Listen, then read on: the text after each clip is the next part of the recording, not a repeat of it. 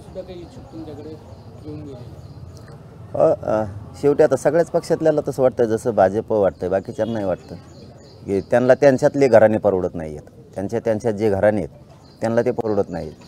त्यापेक्षा गरीब परवडतो, त्यांना एखादा सामान्य दिलेला परवडतो किंवा आम्ही दिलेला उमेदवार परवडतो, पण त्यांना त्यांचं घराणं ते परवडत नाही. कारण त्यांचं जुनं काय असेल एकामेकाच्या टांगड्या खेचाखेची, त्यामुळं ते कुठं एकमेकाला हे करतं. ते अनेक कारणं आहेत त्यांच्या कारणाशी आम्हाला नाही देणं घेणं. आमचं ध्येय क्लिअर झालेलं आहे आता ते सरकार आरक्षण देण्याच्या तयारीत नाही आहे, मग आपण बी तयारीत राहायचं, त्यांना सत्ता नाही मिळू द्यायची.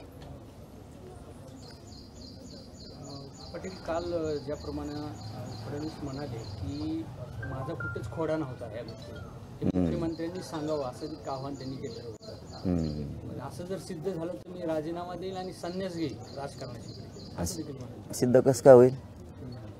सिद्ध कसं होईल? कोणीही असला तरी कसा म्हणू शकतो? सत्तेत असल्यावर कसा म्हणू शकतो? चुका असो किंवा नसो, कसा म्हणू शकतो? म्हणूच शकत नाही ना कोणीच. एक त्या तिघांचा एक प्रवाह आहे, एकमेकाच्या विरोधात ते बोलूच शकत नाहीत. खरं असो किंवा खोटं असो बोलूच शकत नाही. परंतु फडणवीस साहेबांनी जर ठरवलं हे काही दिवसात आरक्षण मिळू शकतं. त्यांनी जर नाही ठरवलं तर जसं धनगरांना शब्द देऊन आता 10 वर्ष झालेत, एसटीतून आरक्षण देतो म्हणलेलं आजपर्यंत दिलं नाही आणि पुढेही कधीच देणार नाही ते. तसंच मराठ्यांचं सुद्धा आहे. त्यांनी जर ठरवलं नाही द्यायचं तर नाही देत ते. म्हणजे मुख्यमंत्र्यावर कुठेतरी दबाव आहे का? किंवा मुख्यमंत्री जरी असं आहे सर की मुख्यमंत्र्यांच्या हातात सगळी ताकद आहे. एक साधंच उदाहरण सांगतो तुम्हाला मी. जरी एवढीच मोकळीक असती तर नोंदी शोधायचं रेकॉर्ड तर साधं आहे का नाही? रेकॉर्ड शोधायचं बंद का केलं? इथून पुढं बी शिंदे साहेबांनी किंवा फडणवीस साहेबांनी जर मनावर घेतलं तर ह्या राहिलेल्या 2 महिन्यातसुद्धा पुऱ्या राज्यात मराठ्यांचा रेकॉर्ड सापडू शकतो. यांनी शोधायचंच बंद केलं. मग याच्यात कोण आहे सगळ्याला कळतं. मालक कोण आहे, नामधारी कोण, मालक कोण, लक्षात येतं सगळ्यांच्या. जरी मुख्यमंत्री असले तरी त्यांना अधिकार नाहीत असं तुमच्या म्हणण्याचा अर्थ नाही? आता हे सगळ्यालाच माहिती आहे. जे आणतो सत्ता घडवू शकतो फोडाफोडी करून, तोच मेन असेल ना, तोच मेन असेल ना. असं कसं होऊ शकतं? आपण कुठं गेलोत एखाद्याला तीर्थयात्रेला घेऊन आपल्या गाडीत, तर मालक आपणच असतो ना, आपणच घेऊन गेलोत ना त्याला आणि तिथं बनवलं. शेवटी ते ठरवतात कोणाचं काय करायचं. ते किती नाकारलं तरी ते शक्य नाही, ते सत्यच. काल फडणवीस जसं म्हणाले की माझा आरक्षणामध्ये कुठलाही खोडा नाही, हे सगळी बातचीत तुमची झाल्यानंतर तुमच्यावर लगेच एक नोटीस इश्यू होते गेवराई पोलीस ठाण्यातून की तुमच्यावर 3 गुन्हे दाखल आहेत आणि याची माहिती तुम्हाला देत आहोत अशी नोटीस जारी होते. काय कसं बघता या नोटीस? फडणवीस साहेब, फडणवीस नोटीस, ते पोलीस स्टेशनची नोटीस नाही, फडणवीस नोटीस आहे ती. कारण त्यांना ते गृहमंत्री खातं पाहिजे, पण मध्ये एखादं ऑब्लिक द्यायला पाहिजे, संपासंपी खातं एक द्यायला पाहिजे. संपासंपी खात्याचे मंत्री नवीन तयार केलं पाहिजे ते. तुम्ही म्हणतात तसं कालचे नुसतं बोलणं झालं, ते म्हणलेत माझा, फडणवीस साहेब म्हणले माझा आरक्षणात काही संबंध नाही. तसं तुम्ही म्हणता तसं लगेच काल नोटीस पोलिसांच्या मला. म्हणजे किती कर्तव्य दक्ष येतं गृहमंत्री, खरंच मानावं लागन. इतकी चतुर्बुद्धी त्यांची. हल्ला झाल्याच म्हणले माझ्याच पोलिसाला हाणलं, माझी जनता नाही. तसं काल लगेच ताबडतोब लगेच आम्हाला नोटीस, केसेस जुन्या येऊ दे बाबा, किती काही येऊ दे, केसेसला नाही भेट मी. आमची जुनी उकरून काढली, नसणार काय संबंध नसून माझा त्याच्यात.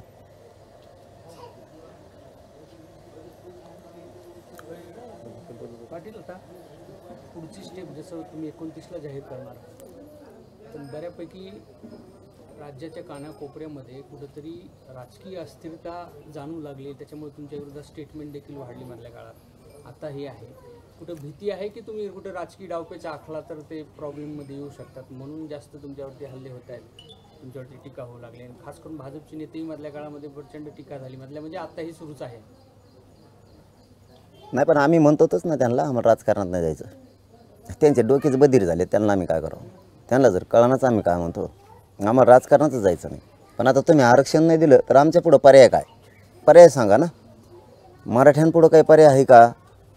कारण आरक्षण देणारं सत्ता केंद्र आहे आणि ते जर आज 12 महिने सारखं करोडोनं लोक मागतात. उद्या 29 ऑगस्टला 12 महिने होते नाही आंदोलनाला आणि करोडोच्या संख्येनं लोक आहेत. एवढी मागणी आहे. जर तुम्ही देणारच नसाल तर मराठ्यांपुढं पर्याय सांगा मला कोणी पण.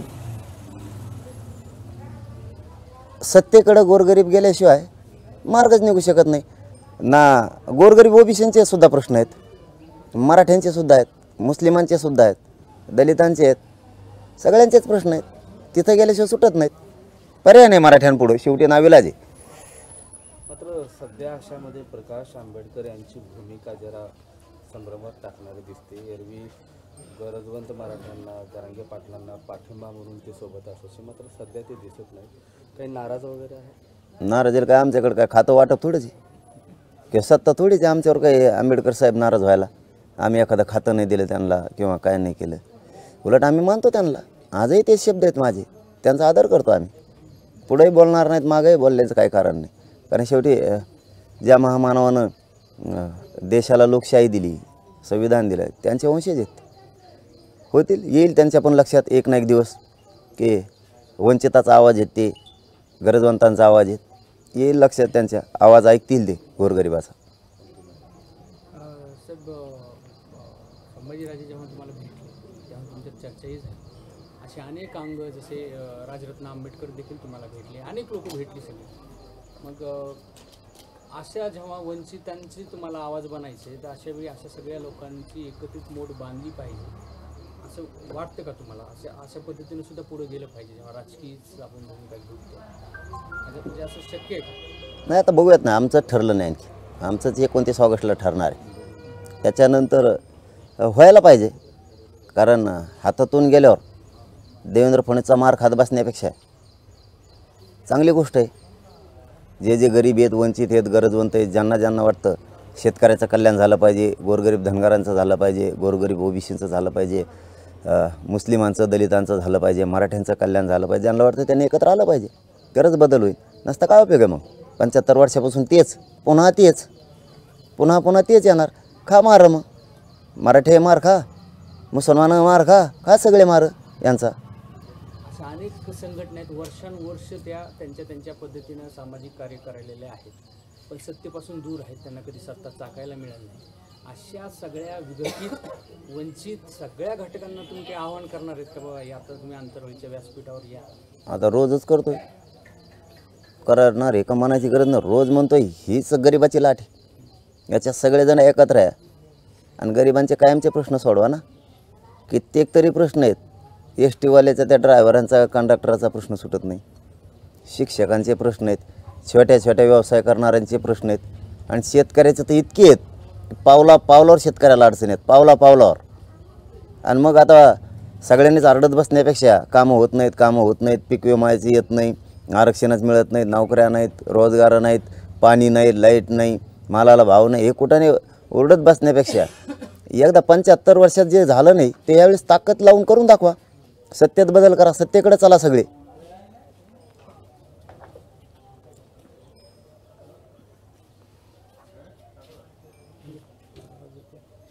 चलो, धन्यवाद.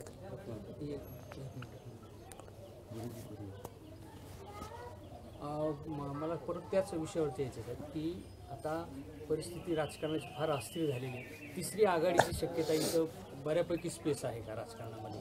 नको वंचितांच्या नको आघाडी फागाडी नको, ते काही खरं नसतं. आता तुम्ही जे आवाहन केलं त्याला आपण नाव देतो समजा, असं काहीच नाही. सगळ्यांनी एकत्र यायचं. दलित, मुस्लिम, मराठा, धनगर, 12 बलुतेदार सगळ्यांनी एकत्र यायचं. सामान्य ओबीसीने एकत्र यायचं. सगळे अपक्ष टाकून द्यायचे, अपक्ष काढून घ्यायचे सगळे. काय आघाड्या फागाड्याचं काही खरं नसतं. ते आघाड्याला कदारलेत लोक, पक्षाला कदारलेले आहेत. सगळ्यांनी आपला न्यायाचा माणूस द्यायचा. आपण आपलं ताकदीनं जसे पाडून ताकद दाखवली तशी निवडून आणून एकदा ताकद दाखवायची. काय होतं एकदा 75 वर्षात त्यांना दिलं, 5 वर्ष जाऊ द्या ना गोरगरिबाला देऊन बघा ना काय होते. एकदा काय फरक पडला तेव्हा?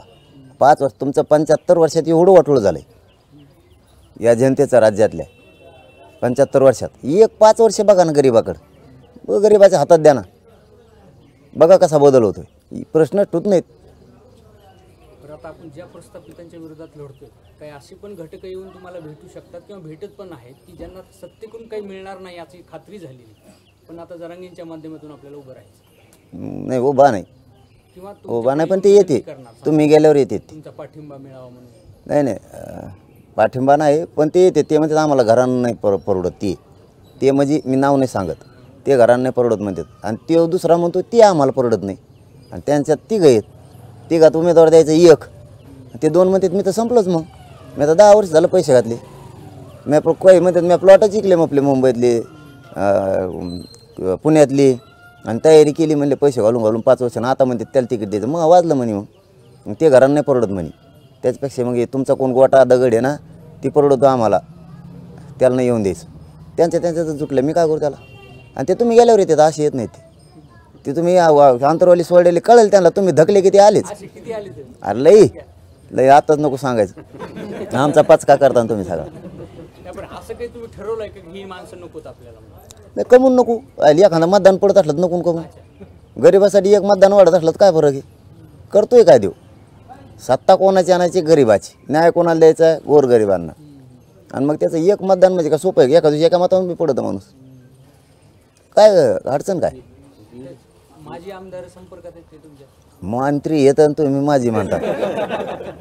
संपर्कात आहे तुमच्या मंत्री आणि माझे आमदार? ते फक्त आता सत्ता आहे तोवरच. नाव नाही मागत आम्ही तुम्हाला, पण मंत्री आणि माझी मंत्री तर इतकी येतं हे लई. ते एखाद बार ते नाव ऐकूनच वाटतं माली खरंच हे काय रे आपल्याकडून. हां काय म्हणणं काय आहे? त्यांचं घरानं नको म्हणतात आम्हाला ते. हां ते त्यांच्या घराण्यासाठीच आहे त्यांची फाईट. त्यांचं आमच्यासाठी नाही किंवा त्यांचं तिकिटासाठी काही नाही. त्यांचं म्हणणं आहे आता हे 4 संपणार आहेत, म्हणजे यांचे 2 आणि यांचे 2. आणि हे नवीन आणलं आहे म्हणले कुठून तरी सापडून. आणि आता येऊ केला आहे हिरो, त्याला हिरो म्हणते ती. हिरोगिरी करायला म्हणे. एक मंत्री ते एक तर माझी खासदार होता, कोण नाव नाही सांगत. बोलता तुम्ही माझ्याकडून उकरूनच काढित आणि काय ते तर म्हणे हे हिरोगिरी करायला आणलं आहे म्हणे. हो मधीच याला मध्येच उभा केलं आहे म्हणे. मग आपल्या आजीने असं केलं, मग आपल्या पंजाने तसं केलं, तर माझ्या बापाने हे केलं, मी असं केलं. आणि बघा म्हणे हिरोगिरी करायला मध्येच आणलं आहे म्हणे. आम्हाला पडत नाही म्हणे हे घरानं. आणि ते बी आलं तर एकदा. मग ते म्हणलं हे घरानं आम्हाला पडत नाही, लय खौट हे म्हणे घरानं. म्हणजे असंही त्यांच्यात जाऊ द्या, आमच्या गरीबाची सत्ता आहे यांच्या लाफड्यात. म्हणजे वेगवेगळ्या म्हणजे राज्यातून वेगवेगळ्या ठिकाणाहूनची वेगवेगळी माजी मंत्री असतील, माजी आमदार असतील, हे तुम्हाला भेटत येतं, भेटतात? भेटत येत. तुम्हाला सांगतो मी, पण तुम्ही गेल्यावर जास्त येते. लोकसभा निवडणुकीमध्ये मराठा, मुस्लिम आणि दलित एकत्रित येऊन मतदान झालं. मात्र दुर्दैवाने प्रकाश आंबेडकर यांना पराभवाला सामने जावं लागलं. त्यामुळे प्रकाश आंबेडकर नाराज आहेत का? जर उद्या तुमच्या हातात सत्ता आली तर प्रकाश आंबेडकरांचं काही पुनर्वसन वगैरे करणार? हे बघा ते काय झालं, कसं झालं, मतदारसंघात काय झालं हे नाही. माझा प्रामाणिकपणा मी सिद्ध केला. मी 2 छत्रपतींच्या गाद्यांना जसा पाठिंबा दिला, तसाच एक या राज्याचा लेकरू म्हणून मी महामानव डॉक्टर बाबासाहेब आंबेडकरांच्या दोन्ही वारसांना त्यावेळेस पाठिंबा जाहीर केला होता. मी माझ्या बाजूनं काटकसर ठेवत.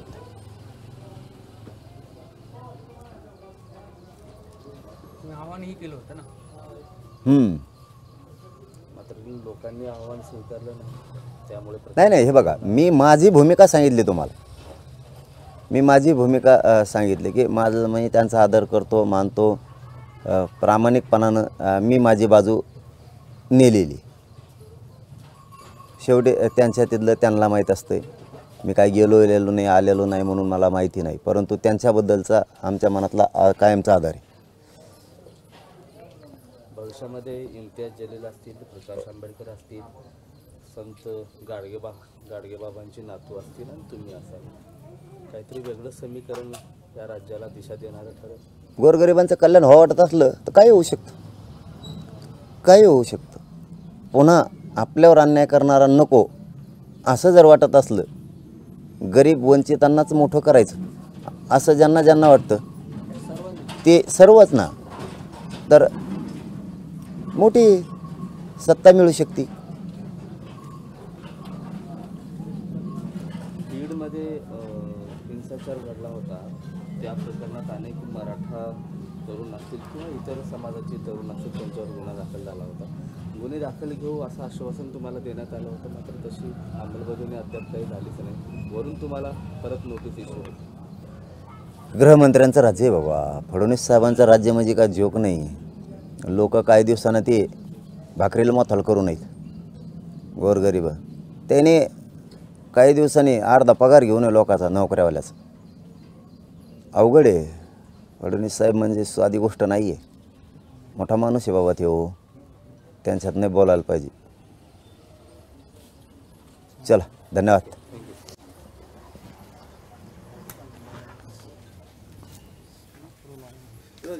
थांबा थोडंसं थांबा बसा.